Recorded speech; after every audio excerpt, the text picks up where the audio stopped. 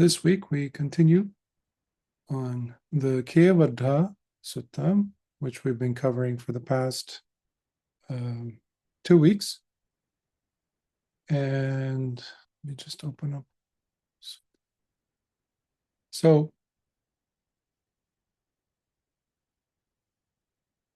we saw how Kevaḍḍha, the householder who approached the Buddha 3 weeks ago, encouraging him to do some PR to increase his followership of people starting from Nalanda, which was, from what we understand in the Sutta, was very prominent city. It had been for a few thousand years. And the ways that he was suggesting to the Buddha to go about increasing the number of his followers or listeners, or just, those people who would be impressed by him, the method would be, in his justifications, was to do some miracles. And that is what, even today, we look at the credibility, as it were, of a religious path, a tradition, spiritual practice, something that we want to be mesmerized by, moved by, something extraordinary, out of the ordinary, something unusual. And of course, we have had the Kalama Sutta in the past, where the Buddha was discussing all those qualities that people hold of very high esteem, meaning charisma, who's their lineage, what is their lineage, who was their teacher, the person in question, how long have they been in the role of a teacher, how long have they gone forth, how long has it been, basically, how logical or rational, how convincing the teacher might be in the way they teach. How much of a following do they have? Does it sound that different from what we use today as a population of this planet today, 26 centuries later? How different is it from what the Kalamas were facing at the time, which was a question like, who should we follow, teacher? They were addressing the Buddha at the time. And the Buddha said, I understand your confusion. And he said it should not be based on hearsay, based on tradition, based on what your parents, your grandparents followed, agreed on, respecting, simply because using that traditional, it's in the family, this is how we do things. That is not a good reason, the Buddha said. Nor the charisma, nor who their teachers were, the teachers, lineage, or what other people might be saying. Basically, the influence. We live at a time period where everything is about influence, influencing others, influencing. And usually what goes with that, unfortunately, what makes the influence or influencer happen is a lot of breaking of sila, not living with virtue. That is the world we're living in. And even at the time of the Buddha, people, when they said, listen to me, well, why? That's why the Kalamas were surprised to hear the Buddha say, I understand your dilemma. And he goes on explaining how they should not follow a person because of their reputation, their fame, how they sound, how convincing they sound, how logical, rational their arguments or conclusions might be, their structure of their teachings, all these things, simply because of all these other criteria. Instead, he says, if it makes sense to you what this person supposedly is teaching you, including myself, basically, that's what the Buddha was referring to, then it behooves upon you, the listener, to go ahead and apply what you think makes sense to you. And any rational-minded person, any reasonable, decent human being would think, yeah, that makes sense. And then you go about putting it into practice. Now, we're still not done yet. Once you have done this for yourself and seen the evidence of this thing that you practiced, this path, that's why the Dhamma is called Patipada, the path of practice, the training. Once, therefore, it proves itself to you that this is a valid thing, this is something that makes me sleep better at night, makes the community be safer, thanks to me practicing this. People trust me more. I am happy. Life becomes meaningful. Then he says, go ahead and follow it. The teaching, whatever the teaching is. Because obviously it's proven its worth to you, because it's a wholesome, it's a beneficial thing that's happening to you. It's a favorably good thing. There is no downside to it, as the saying goes. Now, the Kalamas at the time were surprised because the Buddha did not say, based on this fact, you should now be my students. I should be your teacher. He still refused that. I mean, he didn't sneakily, try some strategy, like reverse psychology to get them to accept him. No, they had to convince the Buddha, in a sense, that they really want him to be their teacher. And the Buddha says, finally, okay, if it makes sense to you. So the whole idea in the world today is all about influencing. So Kevaḍḍha was coming from that place in this sutta. I refer to Kalama Sutta or Kesaputtiya Sutta from the Anguttara Nikaya there for a few moments, because it's relevant, obviously, throughout all the suttas, the Kalama, the premise, the understanding that it provides as to the Buddhist position. So is the sutta that we have been studying and going through, is it about miracles? Because that's what Kevaḍḍha was doing, right? And the Buddha delineated in the first week we discussed how the Buddha was delineating the different types of miracles, and essentially three groupings of them. The first being psychic abilities, the second being within that category, and the second being the miracle of knowing the hearts and minds and the intentions, basically, what others are thinking, telepathy. But he used these explain these to be disgusting. They're beneath the Buddha. They're beneath anybody who is truly noble. Why? Because they could be, in many ways, and by many people, seen as some trick, which we covered in the first week, and also a little bit last week. Instead, the Buddha said, the third miracle is what's worth writing home about, and that is the miracle of instruction. And that's what the Buddha has been doing for 2 weeks to Kevaḍḍha and all the listeners. Now, we also saw that within the miracle of instruction, the other psychic abilities also fall in that large umbrella of miracle of instruction, which the Buddha places at a very high, station, pedestal of importance in regards to understanding and really making the Dhamma your own, to grow with it, change yourself and the world with it, which we talked about last week. But I mentioned earlier today how that is not the main objective of the sutta. It's important because it's multi-pronged. So here, the Buddha, we're going to see the Buddha mentioning about a situation that has happened to a particular monk, one of the bhikkhus, that we will see in this portion of the sutta. the last portion, where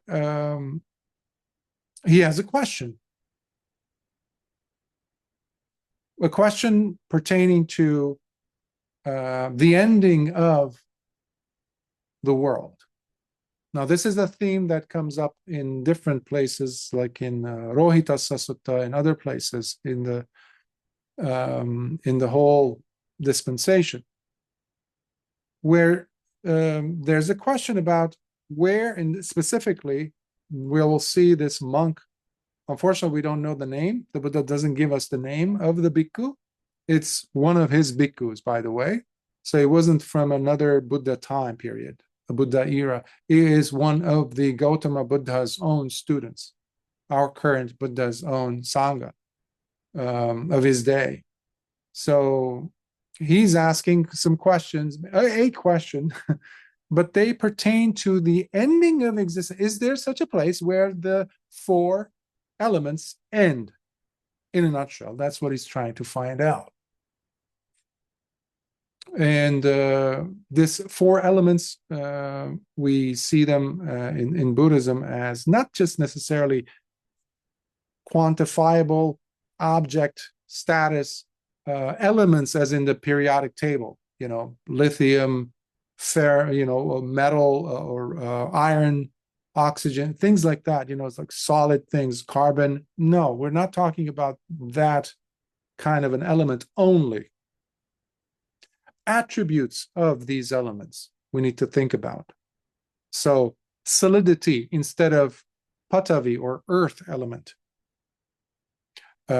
Fluidity or liquidity for water element.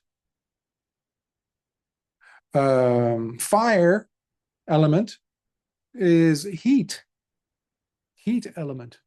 Also can be seen as pressure. I like to translate it as temperature changes also, depending on the context, of course. And lastly, air element or wind element.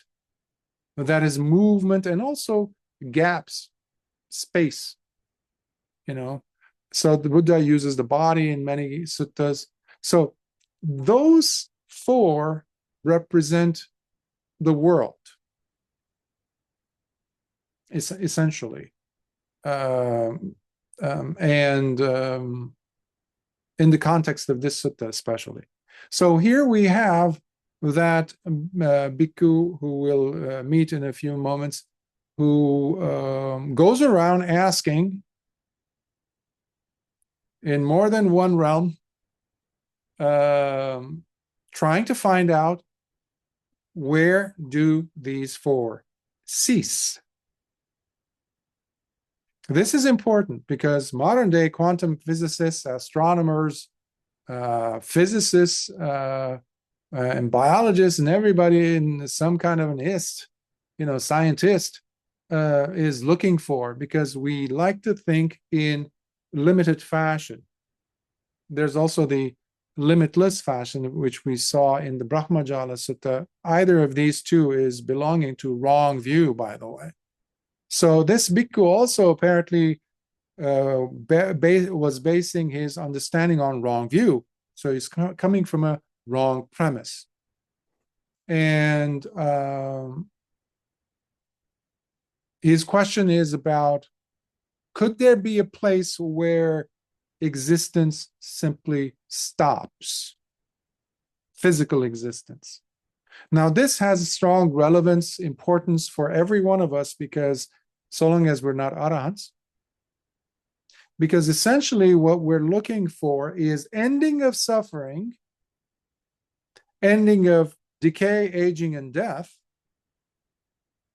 for the sake of the other place, where there is no aging and death. This is how our understanding is based on wrong view.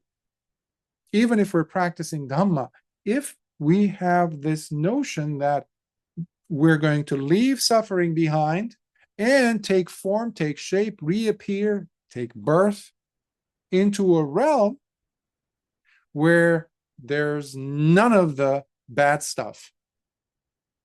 And that is delusion. That is what every single religion is teaching. except for the Dhamma, except for what the Buddha taught, including other denominations and later developments of Buddhism have been teaching. Again, having nothing to do with the Buddha's message of ending suffering truthfully, correctly, which means no more becoming, because there cannot be decay and aging and death without first there being a birth.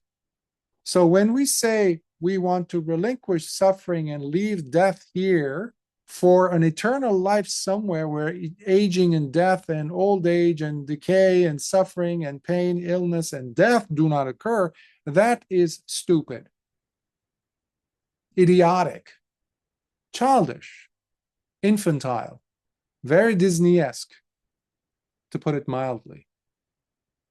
That's why the Dhamma stands alone. Everything else, every other religion falls.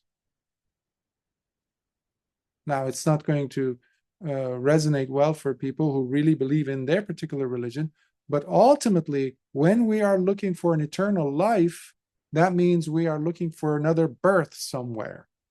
That's what it is. You can't have a life without birth. Okay, and the Buddha's message here is very clear. You cannot have birth in any realm, including in the higher spiritually, whatever, celestial, divine realm, heavenly realms, you name it. If there is a birth, the rest of the gang follow. Aging, decay, and death. They're inseparable. You cannot have one without the other. That's why the Dhamma that the Buddha taught eliminates birth itself. That's the goal. Because if there's no birth, there's no death. End of story. Now, how many people are willing to go that far, to allow themselves to ponder such a thing? That's why people fell into the trap of even making up a Nibbana land, a Buddha realm, a Buddha world, where they go, the Arahants go and are reborn into, because the brain cannot fathom. Of a commentator's brain who has not attained any of the stages of awakening cannot fathom, so he has to come up with something that gets to be, gets to fit in their small worldview. They're still stuck.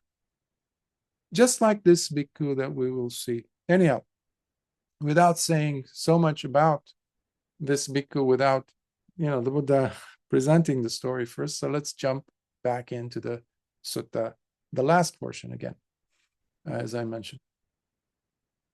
A bhikkhu seeking the very end of existence, bhuta nirodhe saka bhikkhu vattu, inquiring from the gods. So this is the Buddha continuing the discourse to Kevaḍḍha. Once Kevaḍḍha, a bhikkhu from this very dispensation, had a question occurring to him, which he pursued as he kept contemplating over. Where is it that the four great primaries, the elements of earth, water, fire, and air, come to finally cease and be no more, without leaving behind any trace? Now, Kevaḍḍha, this bhikkhu was one who had practiced enough that he was able to attain the level of concentration whereby he had before him the clear path and means to travel with his very body to the heavenly realms and communicate with the Devas. So this bhikkhu had the ability to psychically, he had those abilities that the Buddha mentioned in the previous sections of this sutta, to be able to transport himself in body, which the Buddha also had that ability, as well as many of his monks and nuns, to travel in the physical form to even the Brahma, as far as the Brahma world. So he had that ability. Now remember, to have these abilities does not equate with, does not necessarily mean that this person is truly spiritually evolved. Now, this is another difference that you have to bear in mind between Buddhism, the Dhamma proper, and other religions. Because in other religions, all you need is to make a miracle happen. No one questions the person's virtue, by the way. Have you ever thought of that? We look at the miracle. Oh, does he have the ability to do this? Oh, well, that's pretty impressive. And then you see people frolicking around that, building statues, making it into a religion. In the Dhamma proper, having these abilities means ultimately nothing. Nothing. Ultimately. Especially the displaying of it. That's why the Buddha calls it, he's repelled by it. He's disgusted by anybody, even when he's being asked to perform some ability. So the displaying of it to show off to others that I have this ability is looked down upon.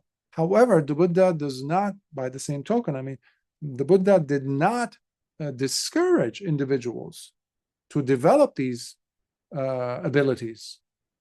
I have seen countless suttas where the Buddha is talking about this development in a person and to have these idhis.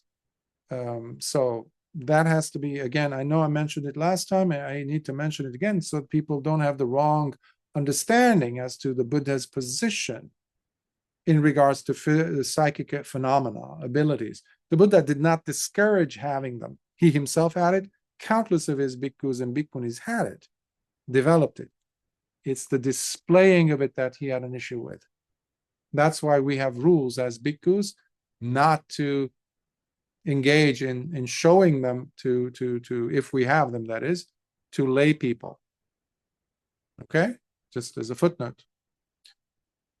So that Bhikkhu Kevaḍḍha traveled to the realm of the four great kings, and in an attempt to try and find an answer to his question from those Devas, he asked, "Where is it, friends, that place where the four great primaries, the elements of earth, water, fire, and air, come to finally cease and be no more, without leaving any trace behind?" When asked, those Devas replied, "We also don't know the answer to that question, Bhikkhu. However, most probably our rulers, the four great kings, could provide you with an answer." The four great kings, we met them, if you recall, in the Atanatiya Sutta, which we covered. There was a great assembly of the four great kings, and they are countless subjects that came to pay respect to the Lord Buddha.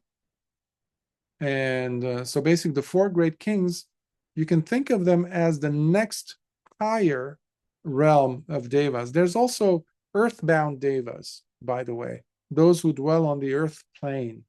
You might have heard about fairies and things living in the forests and trees, etc. Those are more earthbound Devas. Then the higher up, usually the next level of us and then them, are the four great kings realm. They are also the protectors of the planet and the solar system, if not the galaxy. So that's where this bhikkhu goes to, because he thinks, well, if I don't know, in my knowledge and understanding as a human, most probably the Devas do, because that is the misconception that people have. That's why people build statues of Devas and worship them, thinking that they have something that you don't have, involving sainthood, involving purity. That's not the case. That's not the case at all. A Deva is born as a Deva because of them, yes, practice sila, but also a lot of good deeds, selfless acts, generosity, things. And if you have it being supported, that is, by good, virtuous behavior, virtuous actions throughout your thoughts, speech, and bodily actions, and nothing major you've done, bad thing you've done in this life, such as killing or shedding the blood of an arahant, or you killing your parents and things like that, and you die in that level of tranquility of mind and openness and projection of that desire to be born in a heavenly realm, chances are you will be reborn in a heavenly realm, provided that you have your 5 precepts intact, living with virtue, that is. So there isn't necessarily upper or higher level of understanding, nevertheless, because the person in that realm happens to be a Deva, because they might be quite lustful. You might not be living on a human realm. So simply because a being is in the celestial realms does not make them more saintly. That we have to really expand our worldview narrative to really enhance our scope of understanding the Dhamma. Then Kevaḍḍha, that bhikkhu, went and approached the 4 great kings, because he went to the subjects first, the population or the servers of the subjects of the 4 great kings, who led them to the 4 great kings. So now he's going to ask them, the 4 great kings, where is it, friends, that place where the 4 great primaries, the elements of earth, water, fire, and air, come to finally cease and be no more without leaving any trace behind? But they too turned to him and said, this is the Buddha saying, they too, the kings, the 4 great kings themselves, said to him, we too, Bhikkhu, do not know the answer to that question. However, there are the gods of the 33 in Tavasinsa heaven. You should go there and ask those superior devas this question of yours. They most probably will have an answer for you. Tavatinsa is Lord Indra or Sakka. He's also known as the ruler or king of the gods. So the 4 great kings are reverting back or deferring back to their lords, their overlords. They're saying to him, we have no answer to this question. And by the way, to be able to go and speak and gain audience with these devas, or in this case, kings, etc., the very fact that this is a human being in their realm already is a big glitch in their matrix. So they have a tremendous respect. Plus, this person happens to be a bhikkhu. So they naturally will make room there. You see this again and again in countless suttas, where a person, a bhikkhu in this case, goes to a heavenly realm, and quickly the devas shuffle things and or get organized and orderly, and they try to be presentable and respectable towards this bhikkhu. So that's why they're giving him an audience very quickly. Otherwise, these kings of devas have other things to do. So these are the other contextual things that we can be aware of. Then Kevaḍḍha, the bhikkhu, traveled to Tavantisav and began asking his question to the gods of the 33 and that he met there. Where is it, friends, that place where the 4 great primaries, I'm not going to mention them again, come to finally cease and be no more without leaving any trace behind? When asked, those gods of the 33 replied, we also do not know the answer to that question, bhikkhu. However, most probably our king Sakka, lord of all devas, might be able to provide you with an answer. So Kevaḍḍha, that bhikkhu, went and approached the Lord Sakka and asked him his question. Where is it, friend, that place where the 4 great primaries come to finally cease and be no more without leaving any trace behind? But he too turned to him and said, sadly, I also, bhikkhu, do not know the answer to that question. However, there are the Yama gods, who are more superior and powerful than us. You should go there and ask those superior devas this question of yours. They most probably will have an answer for you.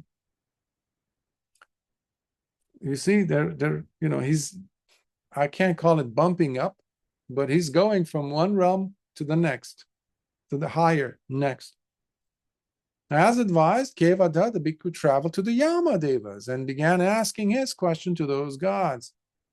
Where is it, friends, that place where the four great primaries come to finally cease and be no more, without leaving any trace behind? When asked, those Yama gods replied, we also do not know the answer to that question, Bhikkhu. However, most probably our senior god, Suyama, who is far superior to us, might be able to provide you with an answer. So, Kevaḍḍha, that bhikkhu, went and approached the god Suyama and asked him his question. Where is it, friend, that place where the four great primaries come to finally cease and be no more, without leaving any trace behind? But he too turned to him and said, sadly, I also, bhikkhu, do not know the answer to that question. However, if you were to travel to the Tusita realm, the divine beings there, who are far more superior and powerful than us, might be able to give you an answer, the answer you seek. So this is also teaching us about, in case you have a difficulty remembering or knowing about recalling the different realms, this is giving you in a nutshell the major realms. It's not going to give us all 31 realms, by the way, or at least beyond the human realm, in the celestial realms, I mean, but nevertheless, it's the good breakdown, the major realms within them.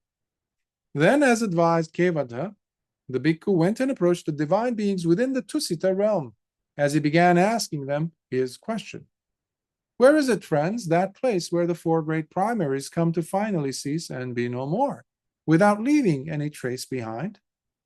When asked thus, those divine beings of Tusita realm replied, we also do not know the answer to that question, bhikkhu. However, the most senior among us, the god Santusita, could perhaps provide you an answer to your question. So Kevaḍḍha, the bhikkhu, went and approached the god Santusita and asked him his question. Where is it, friend, that place where the four great primaries come to finally cease and be no more, without leaving any trace behind? But he too turned to him and said, sadly, I also, bhikkhu, do not know the answer to that question.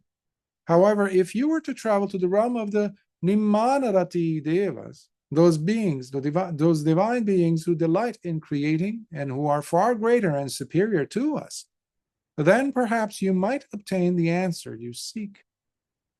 Then Kevaḍḍha, that bhikkhu, went and approached the divine beings within the Nimmanarati realm, as he began asking them his question. Where is it, friends, that place where the four great primaries come to finally cease and be no more, without leaving any trace behind? When asked, those divine beings of the Nimmanarati realm replied, we also do not know the answer to that question, bhikkhu. However, the most senior among us, the god Sunimmita, might provide an answer to your question. So Kevaḍḍha, the bhikkhu, went and approached the god Sunimmita and asked him his question. Where is it, friend, that place where the four great primaries come to finally cease and be no more, without leaving any trace behind? But he too turned to him and said, sadly, I also, bhikkhu, do not know the answer to that question.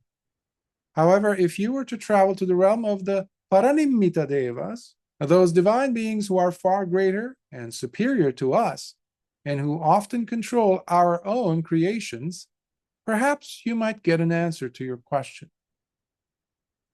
Then Kevaḍḍha, that bhikkhu, went and approached the divine beings within the Paranimmita realm. There's a typo here. Get it fixed. As he began asking them his question. Where is it, friend, that place where the four great primaries, the elements of earth, water, fire, and air, come to finally cease and be no more, without leaving any trace behind?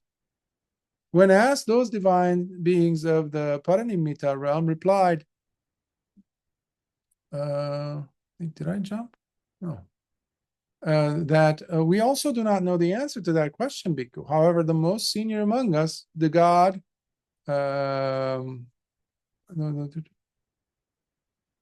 think there's a repeat here. I have to fix this. Greater superior, as they wield power over our own creations, then perhaps they might give you the answer to your question. Then Kevaḍḍha, the bhikkhu, went and approached those devas in the Paranimita Vasavatti devas, as he began asking them his question. Where is it, friends, that place where the four great primaries come to finally cease and be no more, leaving no traces behind? When asked, those divine beings of Paranimita Vasavatti realm replied, we also do not know the answer. However, Bhikkhu, the most senior among us, the god Vasavatti, might provide an answer to your question. I know some people might say, well, why don't you just jump to the point? We don't have to go over every single one. There's a reason. If the Buddha said these words in this order, who are we to change that? Because there's a purpose. Oftentimes, repetition is key. Repetition is key. I've seen this as a student in elementary school, in high school, in college, university, as well as an instructor in these different domains, where the student's brain can pick up when it's repeated, because we're not always on target. We're not always mindful. So that's why we can never have ellipses, dots. There's a purpose. So Kevaḍḍha, the bhikkhu, went and approached the god Vesavatti, and he asked, where is it, friend, that place where the four great primaries finally come to cease and are no more, without any trace left behind? But he too turned to him and said, sadly, I also, bhikkhu, do not know the answer to that question. However, if you were to travel to the realm of Brahma and ask your questions from those gods in the Brahma's retinue, who happen to be even greater and more superior than us, then perhaps you might be provided with an answer to your question. And then Kevaḍḍha, that bhikkhu, went and approached the divine beings within the realm of the Brahma, as he began asking them his question. Where is it, friends, that place where the four great primaries come to finally cease and be no more, without leaving any trace behind? When asked, those divine beings in Brahma's retinue replied, we also do not know the answer to that question, bhikkhu. However, if you were to travel to the realm of the Brahma and ask your question from those gods in the Maha-Brahma retinue, above them, who happen to be even greater and more superior than us, then perhaps you might be provided with an answer to your question. Then Kevaḍḍha, that bhikkhu, deepened his samadhi, whereby he had before him the clear path and means to travel with his very body to the Brahma realms, and communicate with those divine beings within the retinue of Maha-Brahma, as he began asking them his questions. Where is it, friends, that place where the four great primaries come to finally cease and be no more, without leaving any trace behind? When asked, those divine beings within the company of the Maha-Brahma realm replied, we also do not know the answer to that question, bhikkhu. However, our Supreme Lord, the great vanquisher and ruler, the undefeated, the Lord of all beings, the ultimate creator and chief of us all, and of all those who are yet to become, our very Father and the oldest among us, who indeed is the most glorious and supreme, surely he will provide you with the answer you seek, O bhikkhu. That's the Almighty that they talk about, Maha-Brahma, who also has an expiration date, by the way, like all the Devas and Brahmas. No exceptions. He's going to get old and he's going to die. So we now get to the actual interesting dialogue that will go on between them. Maha-Brahma is clueless himself. That's the heading. Then Kevaḍḍha, that bhikkhu, inquired from those divine beings in Maha-Brahma's retinue, but where, friends, might Maha-Brahma be at this moment? And those divine beings in Maha-Brahma's retinue replied, that is something we do not know, bhikkhu, nor do we comprehend as to where or how he may appear next. However, bhikkhu, when we do see certain radiant signs and lights shining all around us, then we know that Mahabrahma will be appearing next. Therefore, through those signs, we can foretell that our Lord Mahabrahma is about to appear. Not long after Kevaḍḍha, those marks of radiant signs and lights mentioned manifested, and soon enough Mahabrahma himself appeared.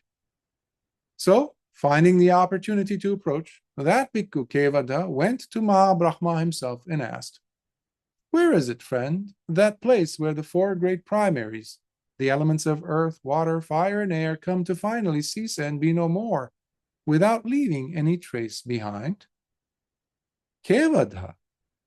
Once this was said, Mahabrahma addressed that Bhikkhu and said, very important, "Bhikkhu, I am Brahma, Mahabrahma himself. I am the Supreme Lord, the great vanquisher and ruler, the undefeated, the Lord of all beings, the ultimate creator and chief of all those who are and who are yet to become.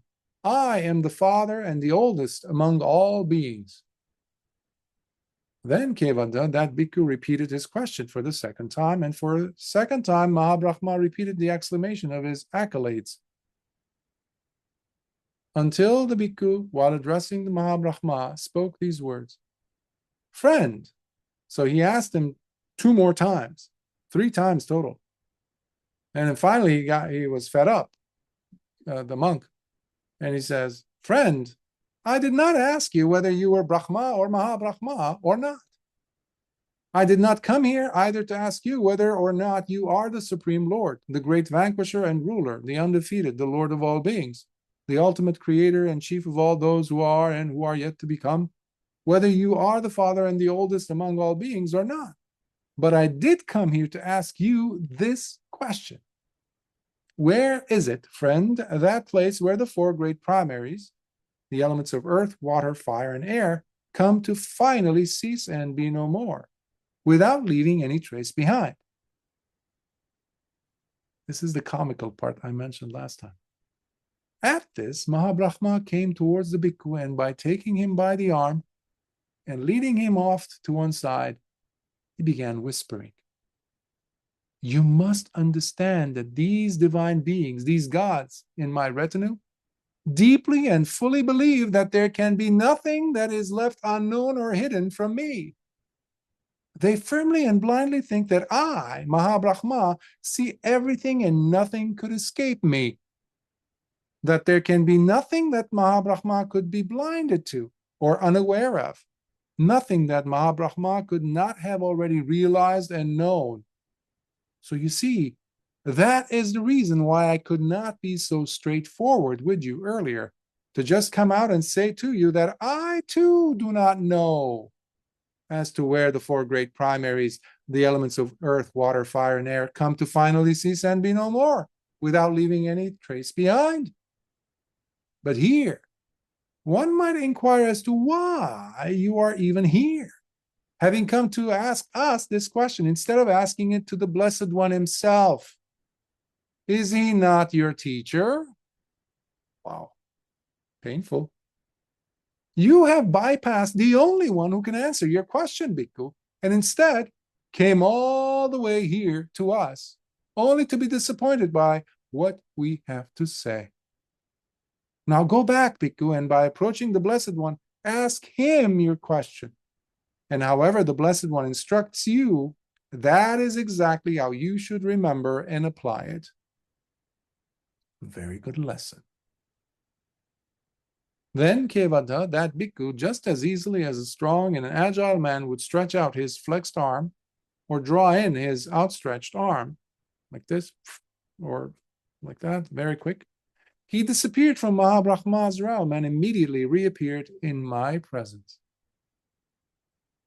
And after paying homage to me, that Bhikkhu Kevaḍḍha sat to one side and said, "Bhante, where is that place where the four great primaries, the elements of earth, water, fire, and air, come to finally cease and be no more, without leaving any trace behind?"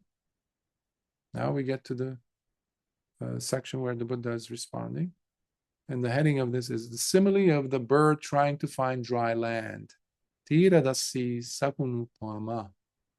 Now, Kevaḍḍha, once this was spoken, I replied to that bhikkhu's question while instructing him. Once, Bhikkhu, a group of seafaring merchants went on a journey. As they sailed into the deep, open waters. Now, having traveled for some time, they wanted to reach dry land, so they released a bird they had brought on board with them to fly off and help them locate dry land. That's the strategy that they used to use when they didn't have, sonars or anything like that, GPS.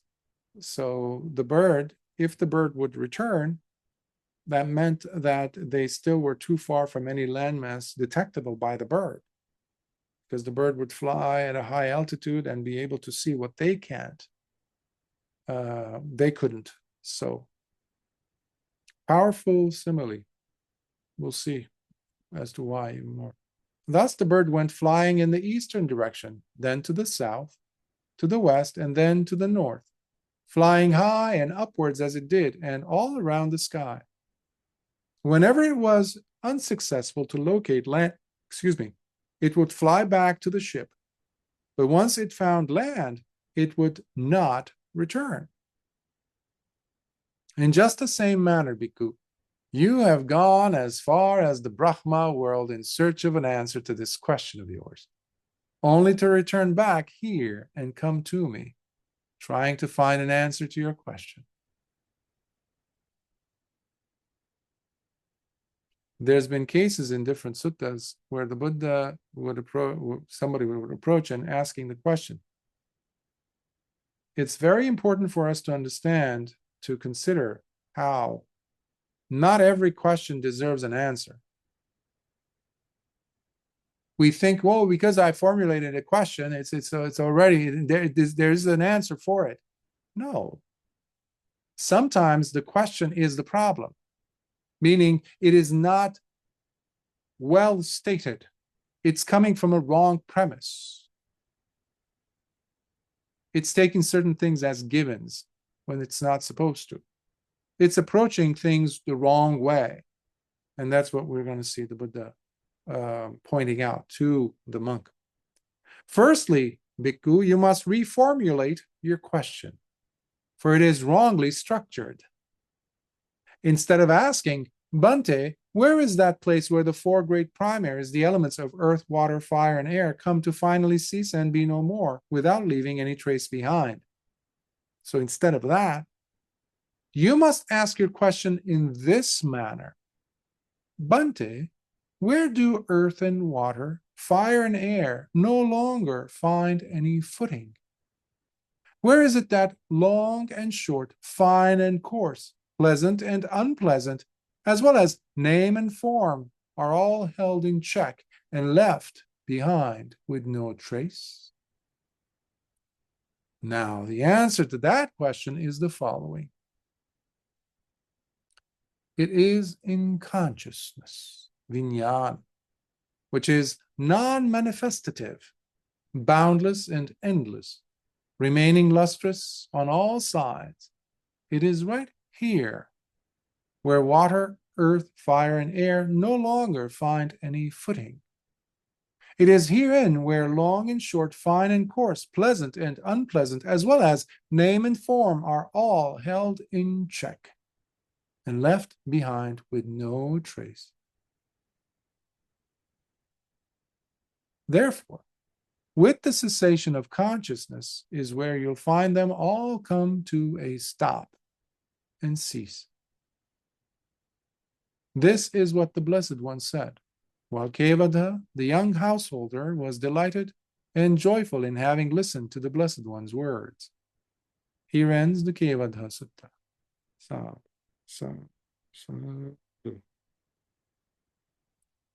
This is very, very powerful, what the Buddha just said. We have to unravel it now.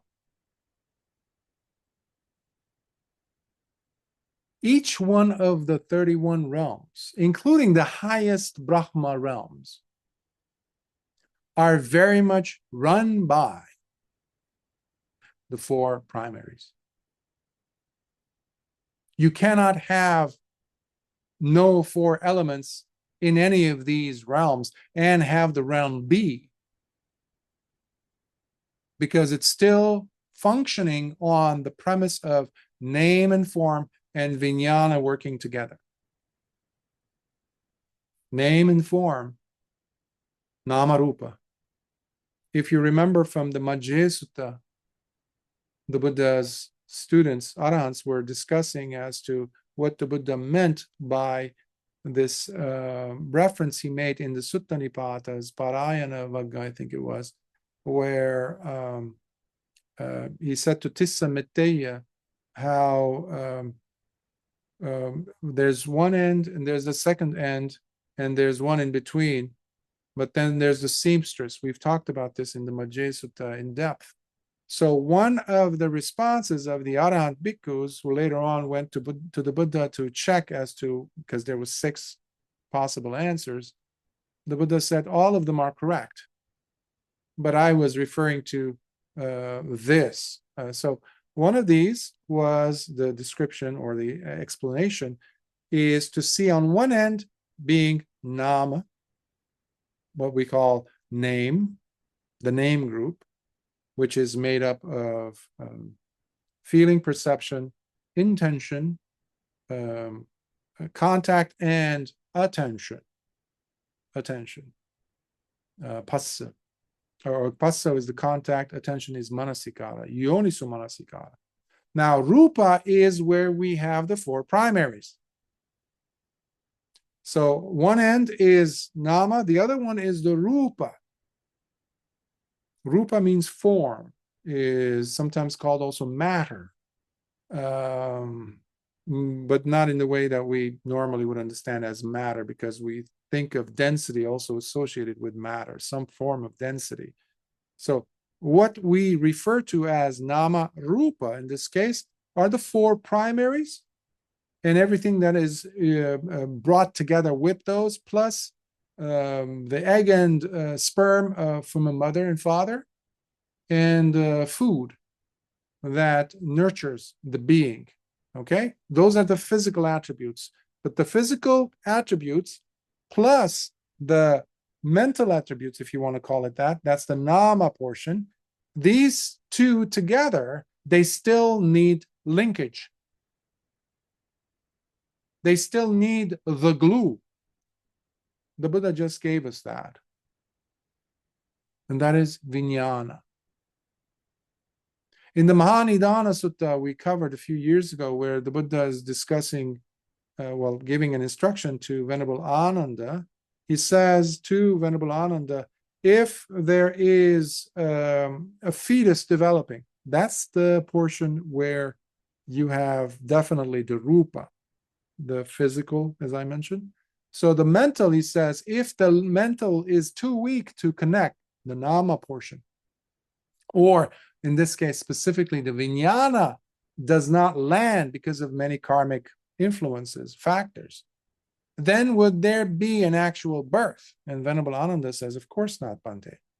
Because on one hand, you have the physical attribute plus the development of what will be nama, the brain and all that, giving the capacity for feeling perceptions, right? You can't have perceptions and feelings when their brain doesn't function.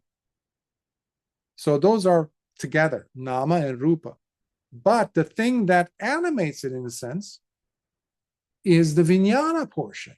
Now, once these 2 are there, then you have birth of a being coming into view. But on the other hand, if you have vijnana, but the rupa portion is not there, is not sufficient, maybe in the uterine wall in the female's body, it doesn't support a zygote, a fertilized egg, to land and become a fetus. So to form an umbilical cord, many women have miscarriages because it's not strong enough, or they don't have the necessary foundation, the stratum for the potential for a new being to develop there in the uterus.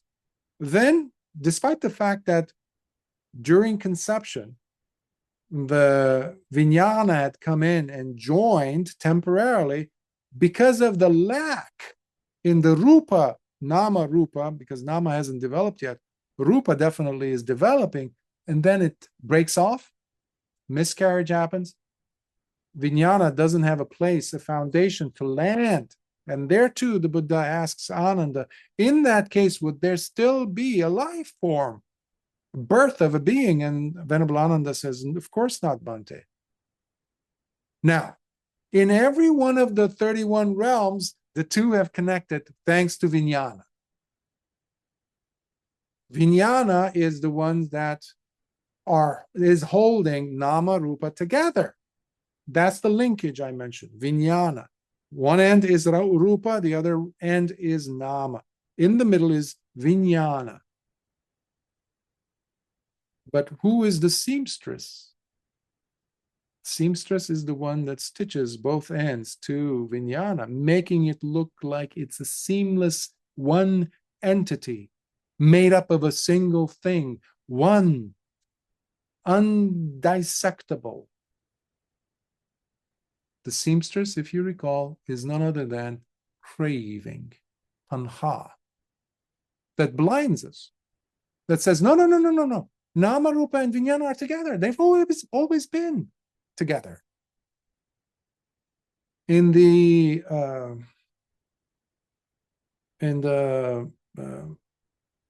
other sutta where with Venerable Sariputta, I think it was with Venerable Mahakotita, the bundles of reeds, which we covered several years ago, I think, where the Venerable Sariputta describes it beautifully. He says, on one side you have a bundle of reeds, think of them bamboo, and the other one is another bundle of reeds. One bundle has, think of it in terms of the four primaries, okay? And the other one is made up of the nama portion, meaning feeling, perception, intention, attention, and contact, right? So they lean against one another. Now, they won't fall so long as they are together, leaning against one another. You remove one, what happens to the other? That's what we're dealing with here. When the Buddha is saying non-manifestative consciousness, anidassana vijnana, it's no longer taking shape. It's no longer appearing into any realm. Now, this is a thing that many people do not really put the effort to understand what the Buddha meant, especially in terms of when we talk about Mahaparinibbana, or rather Parinibbana. That's why they've come up with conclusions like, oh, with Parinibbana, it means now it's the place where all those who experience Nibbana take birth into rebirth. The Buddha lands there after he's died, or the Arahants. That's what I was saying. This is again another form of eternalism. Now, when you said this, and they would listen to you, and they would say, "Oh, then if you're saying that doesn't exist, then you're a nihilist. You believe in extinction, nihilism, rather." And this is where many people refuse to give even some space and to get some clarity into the word nibbana. Nibbana here, as always, means extinction. But the Buddha is again and again described in the suttas as, especially in the Udana, right after his awakening, he was teaching the path to attaining parinibbana. Well, how in the world can he teach parinibbana if it's supposed to be somewhere other than here, after death, basically, while he was still alive? And what happened to all those bhikkhus who became arahants? They too were experiencing parinibbana. So this is an attempt at pointing out also the fact that the term parinibbana has to change, because in our lexicon, it's been something like another realm that the person, an arahant, will be born into. That is completely adhamma. That is wrong. That is completely wrong view. Has no place in the teachings of the Buddha. What does that leave us with? This state, I refer to parinibbana, is one Lord Buddha is saying again and again, here. The term in Pali is idha. Here. It is happening here. The full stoppage of the four great primaries, if you understand that correctly, in relation to Namarupa, to Vijnana, if we're understanding that, then by severing that connection, meaning not having craving, tanha, glue these two things together, consciousness and Namarupa. When that does not happen, and it doesn't happen when you're alive in this very body, arahantship takes place.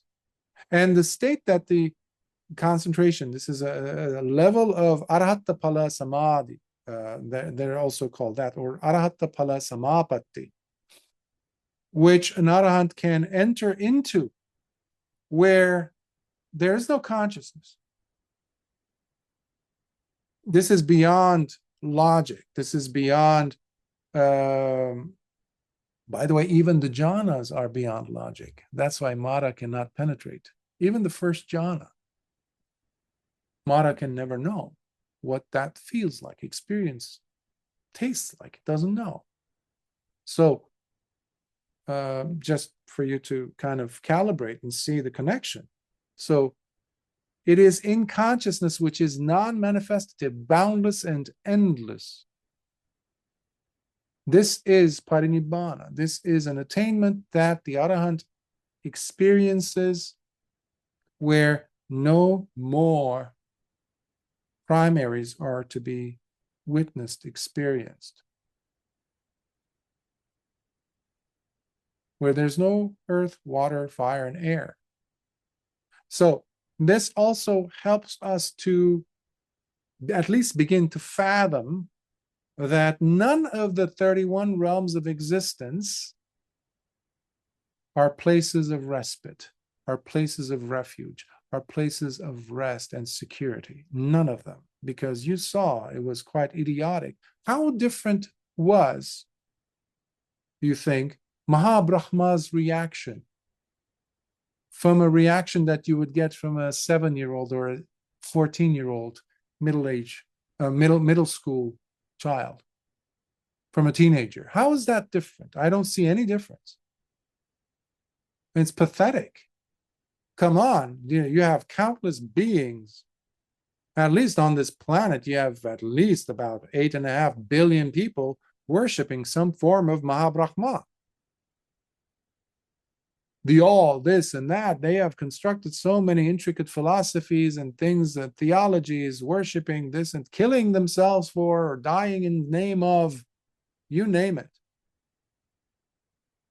Ultimately, you saw he was embarrassed, the so-called Mahabrahma, in front of his subjects. It's like, shh, come over here. I don't know either. That's a pathetic person. How could I put my future, my spiritual, I don't know, hanging on? A clothes hanger is much more reliable than that for me. Clothes hanger. Shoelace is the same. They do have a function.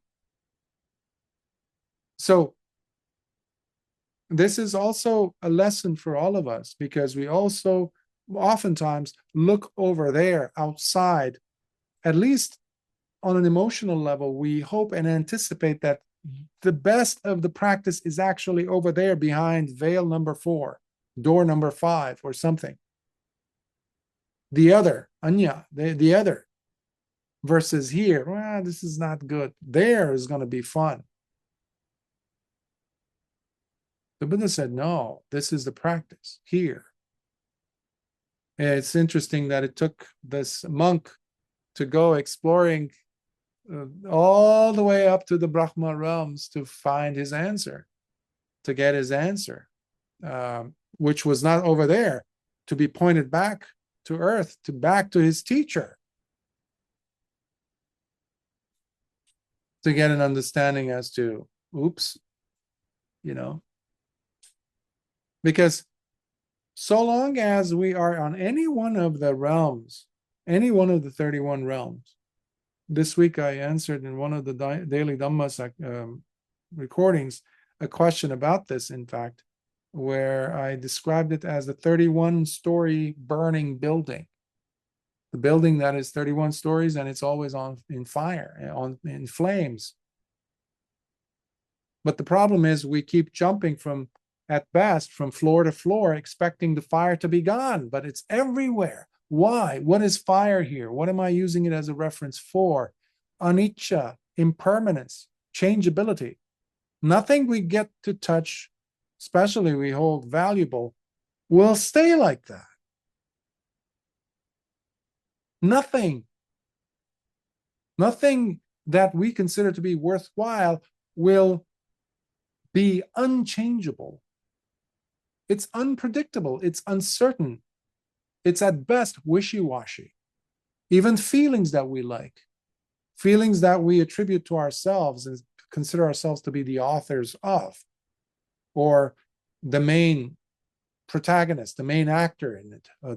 If it's a good feeling, well, it's my good feeling. Okay, try to hold on to that. See if you can. A moment later, it's gone. Something else happened. Oops, where did it go? If you're sensitive enough, soon enough you're going to experience dukkha, suffering because of that. Because we want to latch on to things. That, by the way, is also the seamstress creeping in, trying to glue things together. The craving, the constant craving for more of this, more of that, less of that. Pain, we experience pain, and we want it to go away fast, but it doesn't usually, does it? It stays longer than we would hope for it to stay, but it stays. That's the other aspect of dukkha, suffering. These are aspects. These are the anicca, dukkha. And then this is where the insight is key. To have and develop wisdom, discernment is absolutely essential to break through, to penetrate. That's called vipassana, to penetratingly see, insightfully, the fact that I labeled this experience, I labeled this feeling good feeling. I'm also the one who's labeling that bad feeling. And as a consequence, I am holding a position in regards to these. So there's an identification. I am gluing myself, I'm giving myself a badge, a label, a title, a connection or a connectivity to this one. And the type of connection makes all the difference for me. Why? I like this, I don't like that. So this is another aspect of understanding sakkaya ditthi, the wrong view of a substantial self. This is, so long as we're holding on to this, attaining nibbana is impossible. Okay? The first stage of awakening requires us to become a little bit more relaxed in our grasping of this attitude of a self. It's key, it's important, very important, because that's what's going to allow you, when you're looking at the feeling the next time around when it shows up, you're now recalling the fact that it changed. So this dubious nature of that experience makes you stop before you really take ownership of that feeling as my feeling. And now you're like, wait a minute. I said it's wonderful or it's a bad feeling. That usually also means, by the way, that we attribute permanency to it. We don't think about anicca when the painful feeling comes. We usually attribute some type of a permanence, endlessness to it. That's the wrong view, by the way, because nothing stays. So in this case, anicca can be a blessing for us to consider, at least to remove the shackles and the ball and chain situation between us and that feeling, whether it's a good feeling or a bad feeling or a neutral feeling. So as a response, you start to see that the puzzle, the jigsaw puzzle, is breaking up. You're seeing that this was in fact a sandcastle. You're penetratingly looking at the situation with clarity, without some type of an ownership. This is mine, etc. Or why does this always happen to me? That kind of a deluded thinking. Instead, you're looking at, what was it? Has this ever happened before? Yeah. Does this always happen? Yeah. So why am I making a big deal about it now? This wonderful thing that is happening, why do I want to just bask in it and, just roll around in it and just try to get intoxicated by it? No. So this is where the disengagement happens. This is what nibbida is all about. Disenchantment takes place to the point where it can become disgust towards this tendency that we have. So when you have that, that leads the way to viraga, the dispassion happens. These two are extremely important because they will take us deeper into states of awakening and insight, of course, and that will be the breakthrough to actually have jnana dassana, to have the knowledge and vision of vimutti, of release. And that is very personal. It's, you cannot transfer that. It's individually experienced. Pachattam veditabbo vinyuhi, Lord Buddha says, right? It's to be experienced by the wise for themselves, by themselves. But this is not for other people. This is for us individually here, listening to this. These are very powerful suttas. Very, very powerful. And they have a strong, they have to be supported by how we approach the Dhamma on a daily basis in our lives. Is there such a thing as where name and form and consciousness don't, at least name and form doesn't exist anymore, ceases without a trace? Yes.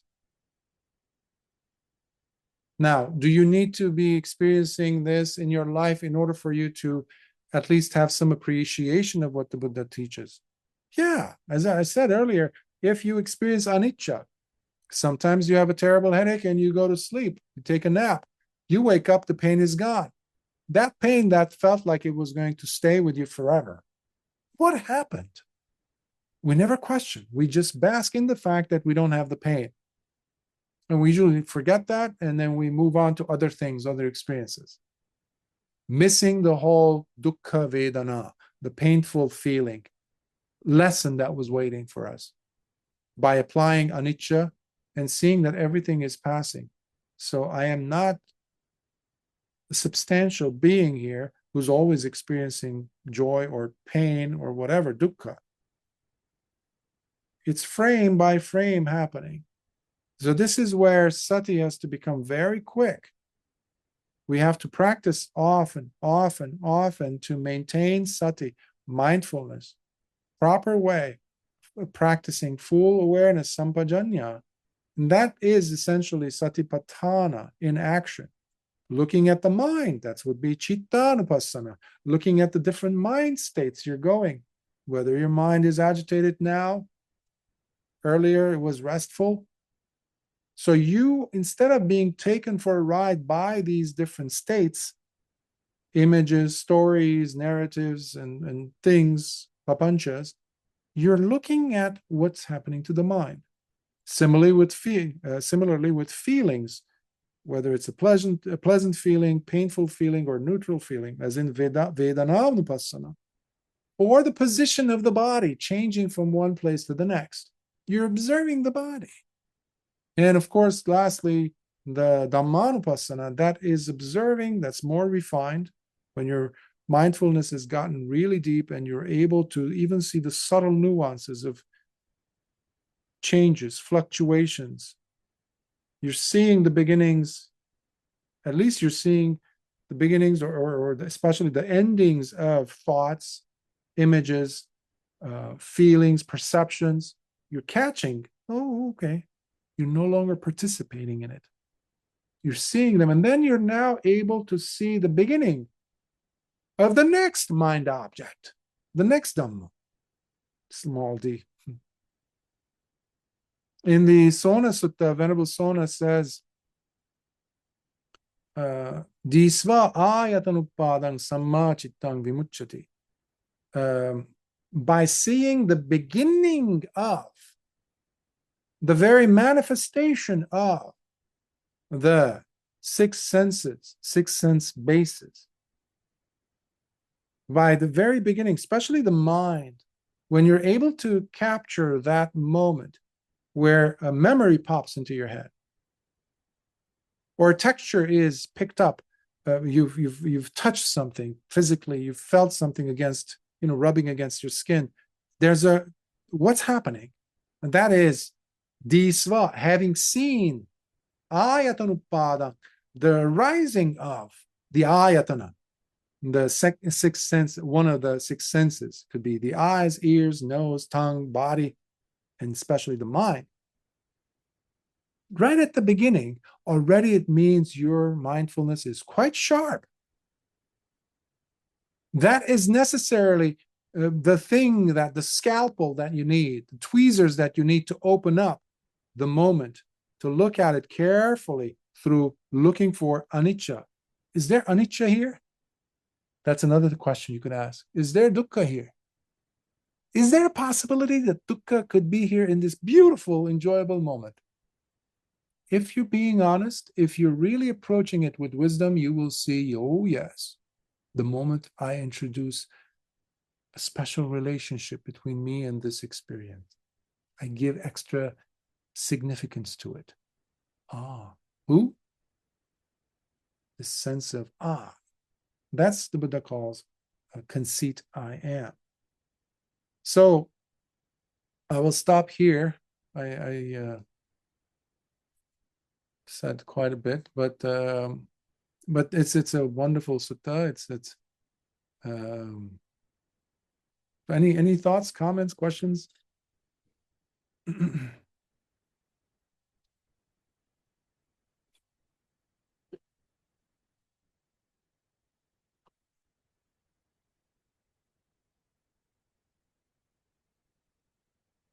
This practice delivers. There's nothing left for later. This is what most people actually misrepresented by coming up with using segments of the Dhamma as here and now. Be here and now. Okay, what does that mean? How is that going to take me to Nibbana, to release, to not experience pain? Be here and now. What if somebody's using a chainsaw to cut my limbs off? Okay, be here now. What was it? Giving gruesome image, I know, but sometimes when you're sitting in meditation, it feels like that. So the mind has a tendency to get locked in to experience and to inhabit it, into making it become something really significantly special. There's a relationship of this versus that. If we carefully observe that, there is the perpetuation of a sense of self, the identification with it, which ignores the fact that things are impermanent. It ignores the fact that a joyful experience has within it every fiber of being also dukkha, beating in it, in that very enjoyable experience, by the way, very pleasant experience. Now, who's able to see this? Someone who has been doing the satipatthana proper, meaning you are not one and the same with the experience. You're observing the experience. There's a distance. You're creating a space between you, the mind, basically, in a nutshell, and the mind object. You're seeing, and that's what I mentioned about the Dhammanupassana. Essentially, that's where it leads, where you start seeing, oh, there's only mind and mind objects. Well, that's a challenge for you, in fact. Spend this week looking at everything in terms of mind and mind object. Is that correct? Like the Buddha gave the instruction to the Kalamas, go test it.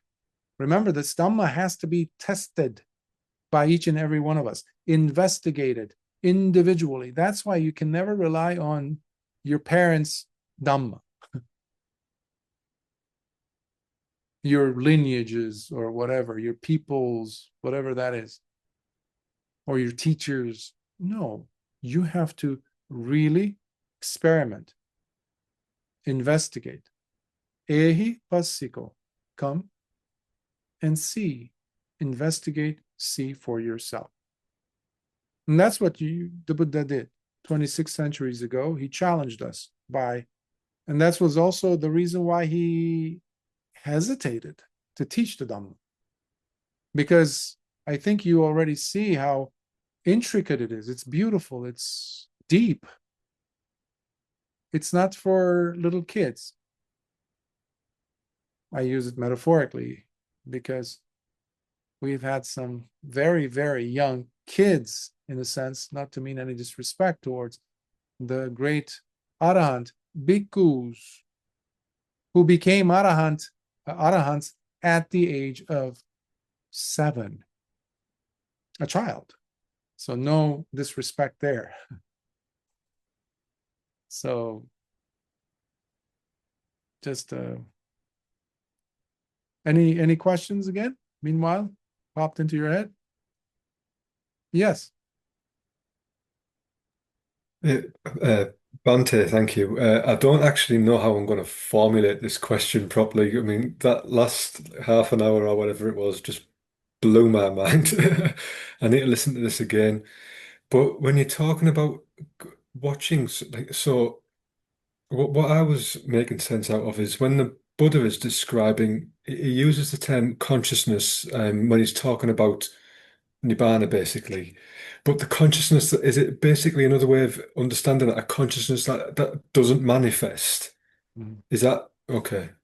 So to tie that into what you've just been talking about when watching the arising, I think if you're looking closely enough in meditation and your mind becomes your object of meditation, when if you can feel something almost like vibrate or move, and then as if you put your attention straight there, it automatically just collapses, doesn't it? I think like that's what seems to be my experience. You know, if you look with enough intention, the incident doesn't happen. So is that beneficial, or is it better to watch it arise? You know, If you're paying attention to the, well, I mentioned in the Dhamma, we have an understanding of nama, rupa. So you use the word intention. In Pali, it's cetana. So that's one of the 5 spokes or factors of nama,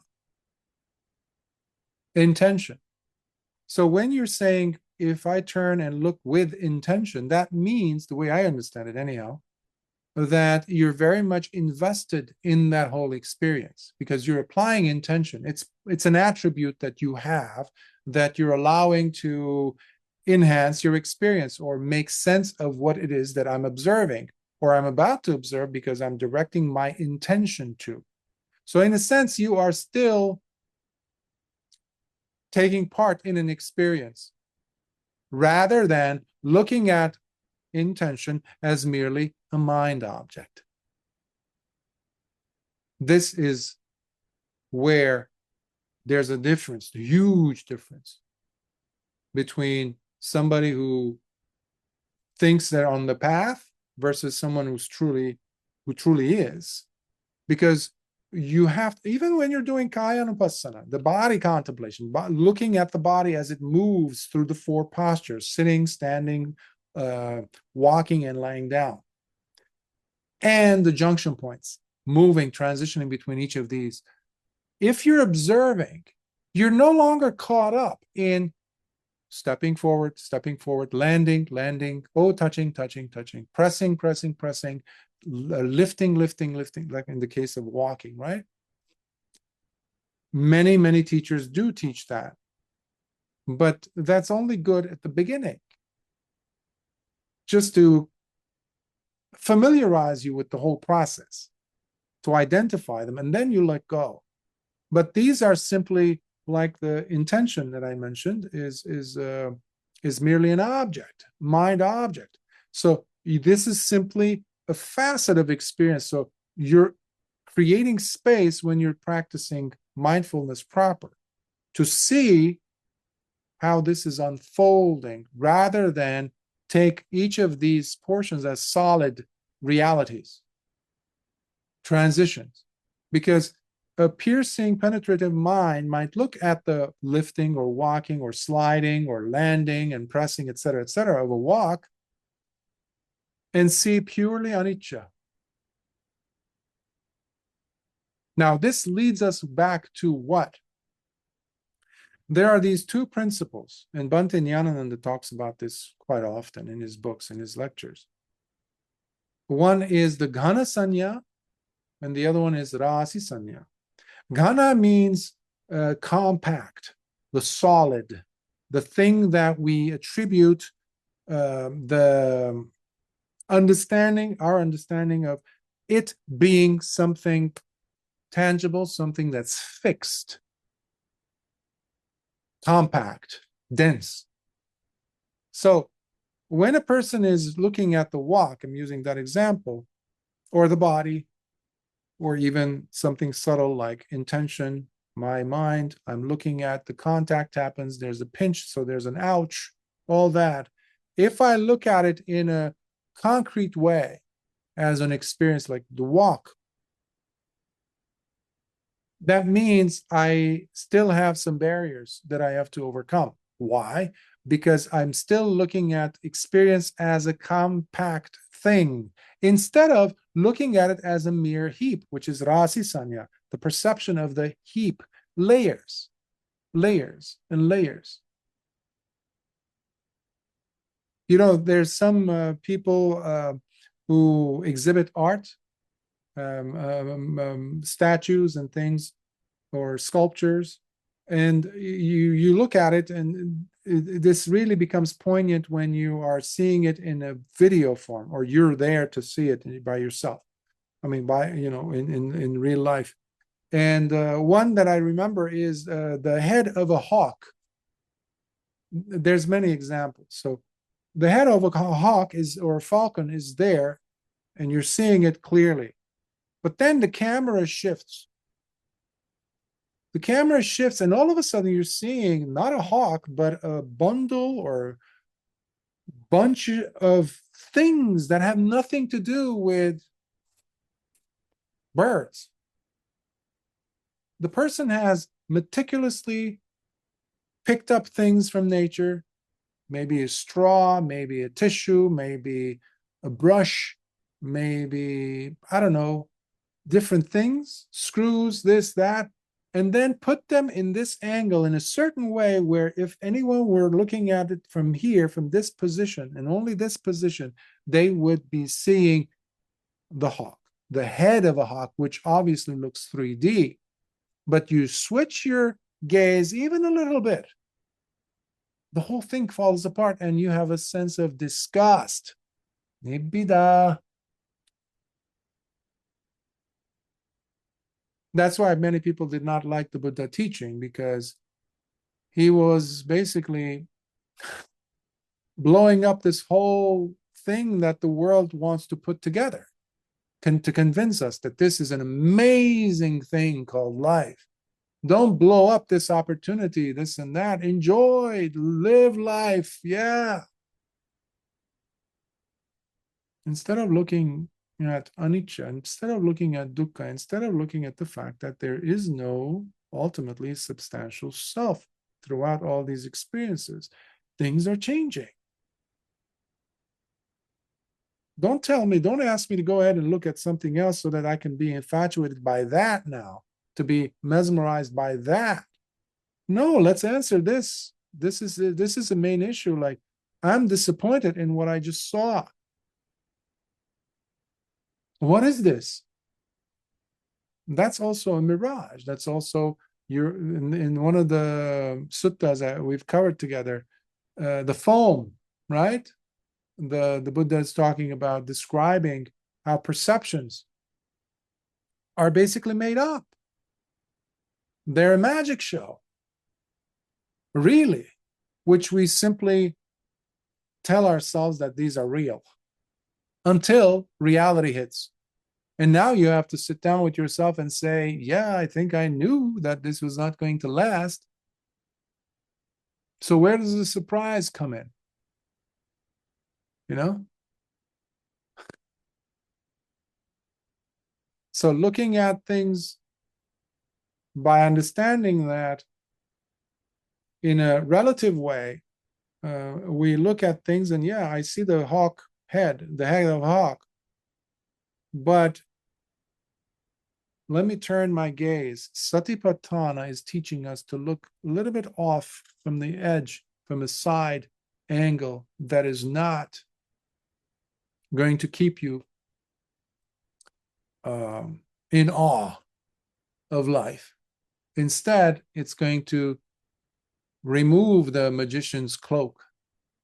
You're going to put your head behind the curtain where the audience is not aware that there is scheming and technical stuff and other ways to hide the tricks of the trade or sleight of hand that the magician's involved in.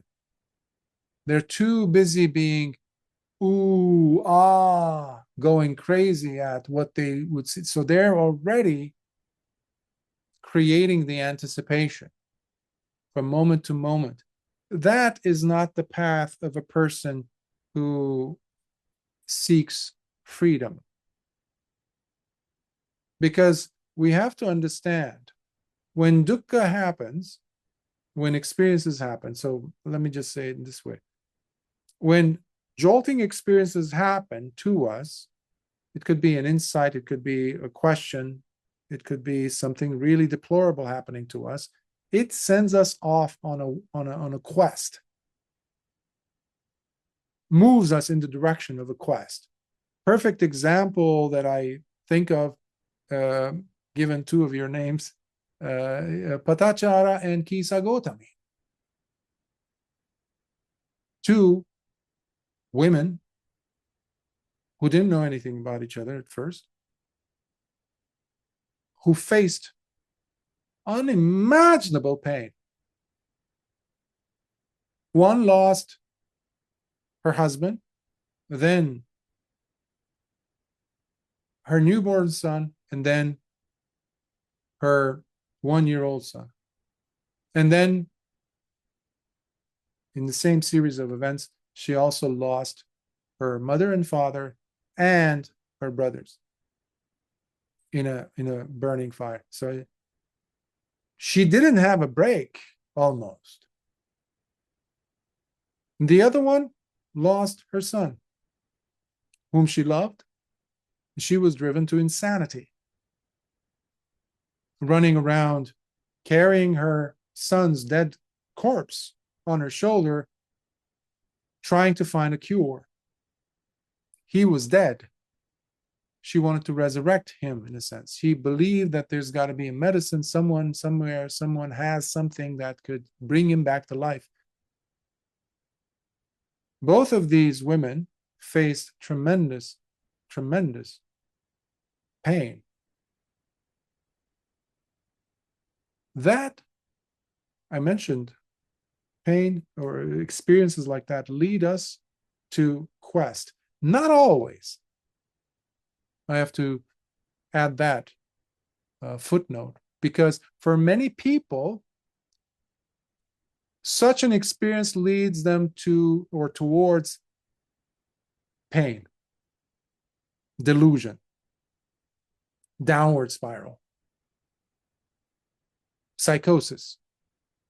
But in the case of these two individuals, their paths, call it because of their past good karma and the intentions, because of the involvement or assistance of individuals, they found their way to the Buddha's presence, who taught them.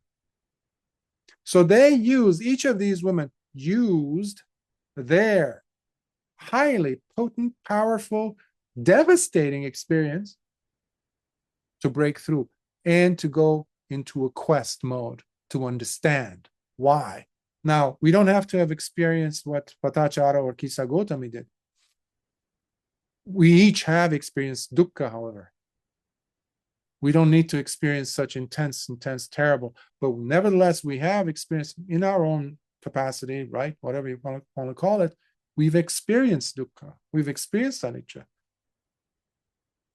We need to use these as a jumping board, as a springboard to go into the quest mode, to find out. And they made the breakthrough, by the way. Both of these women became arhats. And we are talking about him 26 centuries later. They are two of the powerful columns of this dispensation today, because they inspire faith and confidence. Okay. So the encouragement here is to look at the quest. Now, that bhikkhu today in this sutta, Kevaḍḍha Sutta, had the quest. Something must have really pinched him hard enough to go ahead and find out where is the place where these four elements end and cease. But he did not have any concept about the connection of the four primaries with Namarupa and Vijnana.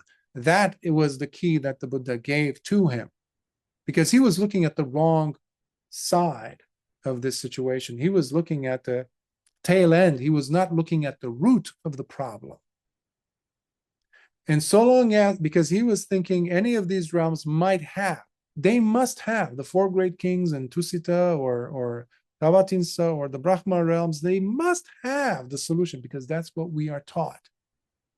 Unfortunately, we are taught that the answer is in the heavenly realms. You go there and it's perfection. That is delusion. That is delusion. We need to wake up from that delusion. And that's what the Buddha said to him. You go about it answering, looking for an answer for a wrong question. You got to fix your question first. And that's why the answer is here. Wherever you are standing, wherever you're sitting, that's where the answer is with you, if you're doing the proper, looking at the question properly. That's part of your quest. And because you're no longer taking it personally when you're seeing dukkha. That is what leads people into psychosis, because you have now become a bundle of wrong views. You cannot have psychosis and right view, by the way. It's impossible. You cannot be on the path and develop depression. That means there's no wisdom. There's no right view. It's impossible. They cannot coexist. It's like turning on the light in a room that works in the dark, yet you have some patch of dark space in the room. Out in the open, it doesn't work. You turn on the light, everything is lit up. That's the Dhamma. If you're practicing, every aspect of your life should become to you seen in a new light if your practice is growing. So that's another way of addressing that question. If there are no more questions, then we can transfer the merits. Don't let just my words be resonating. Also use heartfelt invitation, or at least the sharing from you, from your side. Because even to sit to listen to the Dhamma generates tremendous merits for the listeners. So many countless people, beings, humans and otherwise, attained first, second, third, and even fourth stage of awakening just by intently, wholeheartedly listening to the words of the Dhamma. So share those merits that you've already accumulated with all beings that come to mind, and those special beings that come to your mind specifically. Share it with them as well. Akasatha chabumata Deva nagamahindika punyantang anumoditva chirang rakantu lokasasam. Akasatha chabumata Deva nagamahindika punyantang anumoditva chirang rakantu desana. Akasatha chabumata Deva nagamahindika punyantang anumoditva chirang rakantu mam paranti.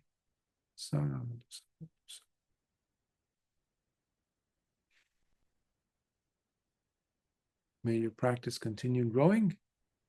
May you dedicate yourself to the path, to the practice, constantly, always picking yourself up.